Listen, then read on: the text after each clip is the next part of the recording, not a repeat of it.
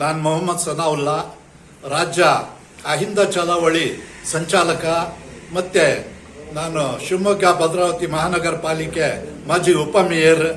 ನಾನೀಗ ತಮ್ಮೆಲ್ಲರಿಗೂ ಮನವಿ ಮಾಡೋದೇನೆಂದರೆ, ಇದೇ ತಿಂಗಳು 23ನೇ ತಾರೀಕಿಗೆ ಶಿವಮೊಗ್ಗ ಸರ್ಕಾರಿ ನೌಕರ ಭವನದಲ್ಲಿ ಒಂದು ರಾಜ್ಯ ಮಟ್ಟದ ಅಹಿಂದ ಸಭೆಯನ್ನು ಏರ್ಪಡಿಸಲಾಗಿದೆ.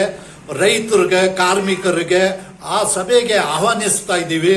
ದಯವಿಟ್ಟು ಎಲ್ಲ ರೈತರು, ಆಹ್ವಾನಿತರು, ಆಮೇಲೆ ಕಾರ್ಮಿಕರು ಎಲ್ಲರೂ ಈ ಸಭೆಗೆ ಭಾಗವಹಿಸಿ ಯಶಸ್ವಿ ಕೊಡಬೇಕಂತ ನಾನು ಕೋರ್ತೀನಿ. ನಾನು ಕಲ್ಲಪ್ಪ ಚಿತ್ರಟಳ್ಳಿ, ಶಿವಮೊಗ್ಗ ಜಿಲ್ಲಾ ಅಹಿಂದ ಚಳವಳಿ ಮುಖ್ಯ ಸಂಚಾಲಕ. ದಿನಾಂಕ 23/8/2025 ಶಿವಮೊಗ್ಗ ಜಿಲ್ಲಾ ಸರ್ಕಾರಿ ನೌಕರ ಭವನದಲ್ಲಿ ಬೃಹತ್ ಅಹಿಂದ ಸಮಾವೇಶವನ್ನು ಇಟ್ಕೊಂಡಿದ್ದೀವಿ. ಆ ಒಂದು ಸಮಾವೇಶದಲ್ಲಿ ಬಗರುಕುಮ್ ರೈತರು, ಶರಾವತಿ ಒಳಗಡೆ ಆಗಿರ್ತಕ್ಕಂಥ ರೈತರ ಸಮಸ್ಯೆ ಬಗ್ಗೆ ಸುದೀರ್ಘವಾಗಿ ಚರ್ಚೆಯನ್ನು ಮಾಡಿ ಸರ್ಕಾರಕ್ಕೆ ಕೂಡಲೇ ಸಮಸ್ಯೆಯನ್ನು ಬಗೆಹರಿಸೋದಕ್ಕೆ ಒತ್ತಡವನ್ನು ತರಲಿದ್ದೀವಿ. ಈ ಒಂದು ಬೃಹತ್ ಸಭೆಗೆ ಹೆಚ್ಚಿನ ಸಂಖ್ಯೆಯಲ್ಲಿ ರೈತರು ಭಾಗವಹಿಸಿ ಯಶಸ್ವಿಗೊಳಿಸಬೇಕಂತೇಳಿ ಅವರೆಲ್ಲರಲ್ಲೂ ಕೂಡ ನಾನು ಪ್ರಾರ್ಥನೆ ಮಾಡ್ಕೊಳ್ತಾ ಇದ್ದೀನಿ. ಈ ಒಂದು ಅರ್ಥಗರ್ಭಿತವಾಗಿರ್ತಕ್ಕಂಥ ಮಹತ್ವದ ಸಭೆಗೆ ರಾಜ್ಯದ ಅಹಿಂದ ಚಳವಳಿ ಮುಖ್ಯ ಸಂಚಾಲಕರಾಗಿರ್ತಕ್ಕಂಥ ಸಿದ್ದಯ್ಯ ಮೂರ್ತಿಯವರು ಆಗಮಿಸ್ತಾ ಇದ್ದಾರೆ. ಆ ಕಾರಣಕ್ಕಾಗಿ ಈ ಸಭೆಗೆ ಹೆಚ್ಚಿನ ಮಹತ್ವವಿದೆ. ಆ ಕಾರಣಕ್ಕೆ ಎಲ್ಲರೂ ಕೂಡ ಆಗಮಿಸಿ ಯಶಸ್ವಿಗೊಳಿಸಿಕೊಡಬೇಕಾಗಿ ತಮ್ಮ ಎಲ್ಲ ರೈತ ಬಾಂಧವರಲ್ಲಿ ನಾನು ಪ್ರಾರ್ಥನೆ ಮಾಡ್ಕೊಳ್ತಾ ಇದ್ದೀನಿ. ಇವತ್ತು ದೇವರಾಜ ಅರಸು ಅವರ ಜನ್ಮದಿನ. ಕರ್ನಾಟಕ ರಾಜ್ಯದಲ್ಲಿ ಮುಖ್ಯಮಂತ್ರಿಗಳಾಗಿ ಸಣ್ಣ ಪುಟ್ಟ ಕಡಿಮೆ ಸಂಖ್ಯೆಯಲ್ಲಿ ಇರ್ತಕ್ಕಂಥ ಜಾತಿಯವರು, ಹಿಂದುಳಿದವರು, ದಲಿತರು, ಅಲ್ಪಸಂಖ್ಯಾತರಿಗೆ ನವ ಚೈತನ್ಯ ಕೊಟ್ಟಂತ ಒಬ್ಬ ಮುಖ್ಯಮಂತ್ರಿ ಅಂದ್ರೆ ಕರ್ನಾಟಕದಲ್ಲಿ ದೇವರಾಜ ಅರಸು ಮಾತ್ರ. ಇವತ್ತು ಅವರು ಉಳುವವನೇ ಹೊಲದೊಡೆಯ ಮಾಡಿದ್ರು. ಭೂಮಾಲೀಕರ ಶೋಷಣೆಯಿಂದ ನಲುಗ್ತಾ ಇರ್ತಕ್ಕಂಥ ರೈತರಿಗೆ ಭೂಮಿ ಹಕ್ಕನ್ನು ನೀಡಿದಂತ ಮಹಾನ್ ವ್ಯಕ್ತಿ ಅವರು. ಜೊತೆಗೆ ಹಾವನೂರು ಆಯೋಗದ ವರದಿಯನ್ನ ಜಾರಿ ತಂದು ಇವತ್ತು ರಾಜ್ಯದ ಎಲ್ಲ ಹಿಂದುಳಿದವರಿಗೆ, ಬಡವರಿಗೆ ಇವತ್ತು ಮೀಸಲಾತಿಯನ್ನು ಕೊಟ್ಟಂತ ಕೀರ್ತಿ ಅವ್ರದ್ದು. ಅವರು ಬಹಳ ವಿರೋಧದ ನಡುವೆಯೂ ಹಾವನೂರು ಆಯೋಗದ ವರದಿಯನ್ನ ಜಾರಿ ತಂದ್ರು. ಮಲ ಹೊರ ಪದ್ಧತಿಯನ್ನ ನಿಷೇಧ ಮಾಡಿದ್ರು, ಜೀತ ಪದ್ಧತಿಯನ್ನ ನಿರ್ಮೂಲನೆ ಮಾಡಿದ್ರು.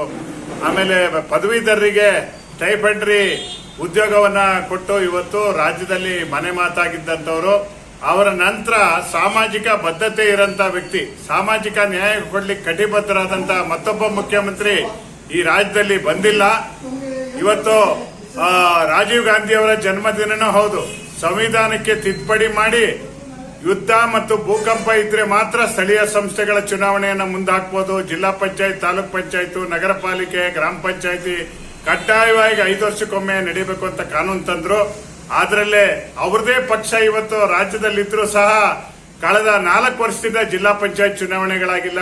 ಪುರಸಭೆ, ನಗರಸಭೆಗಳದ್ದು ವರ್ಷಗಟ್ಟಲೆ ಇವತ್ತು ಚುನಾವಣೆ ಆಗದೆ ಆಡಳಿತ ಇವತ್ತು ದುಸ್ತರವಾಗಿ ನಿಂತಿರೋದು ಕಾಣ್ತಾ ಇದ್ದೇವೆ. ಇವತ್ತು ನಮ್ಮ ಅಹಿಂದ ಸಂಘಟನೆ, ಅಹಿಂದ ಚಳವಳಿ ಅಂತ ನಮ್ಮ ಮೂರ್ತಿ ಅವರು, ಭದ್ರಾವತಿ ಮೂಲದವರು ಇವತ್ತು ರಾಜ್ಯದಲ್ಲಿ ಒಂದು ಸಂಘಟನೆಯನ್ನು ಕಟ್ಟಿದ್ದಾರೆ.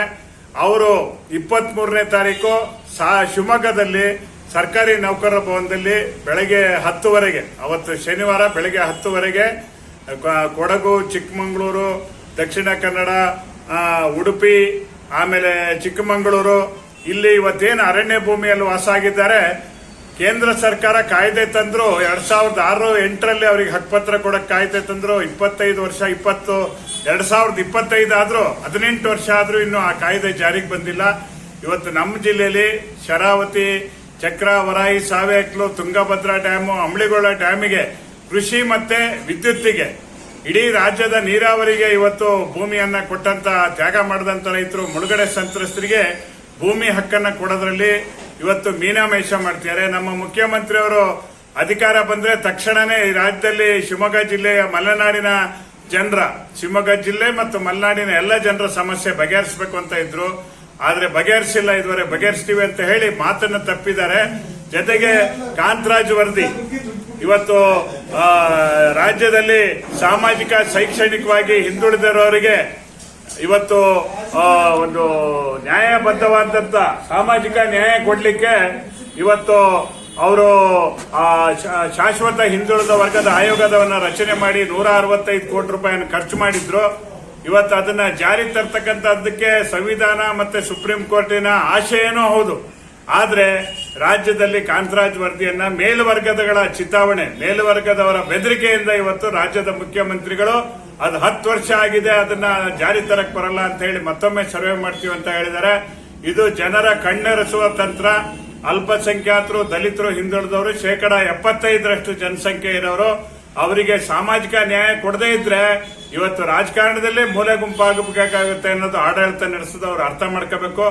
ಅದಕ್ಕೋಸ್ಕರ ಕಾಂತರಾಜ್ ವರದಿಯನ್ನ ಜಾರಿ ತರಬೇಕು.